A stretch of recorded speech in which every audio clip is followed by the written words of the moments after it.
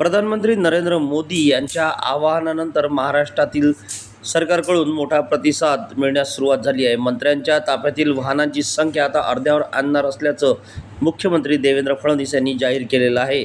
इंधन आणि परकीय चलन बचतीच्या अनुषंगाने विविध उपाययोजना जाहीर करण्यात आलेल्या आहे। तर महाराष्ट्र राज्याचे मुख्यमंत्री यांनी जाहीर केलेल्या आदेशानुसार ताफ्यातील वाहनांची संख्या आता अर्ध्यावर आणावी लागणार आहे। तर मंत्री अधिकारी यांनी विदेशी दौरे करू नयेत, अत्यावश्यक असेल तेव्हाच शासकीय विमान हेलिकॉप्टर ऐवजी विमान वापरावे, विमानसेवेचा लाभ घ्यावा असेही आवाहन यावेळी करण्यात आलं।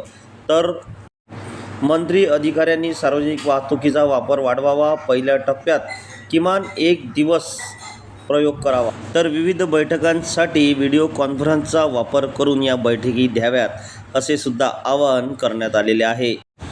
जगातील महायुद्धाची परिस्थिती पाहता काटकसरीने आपण बचत केली पाहिजे आणि या बचतीतून आपण आपला विकास साधला पाहिजे असे सुद्धा मत यावेळी अनेक नागरिक सोशल मीडियावर व्यक्त करत आहेत।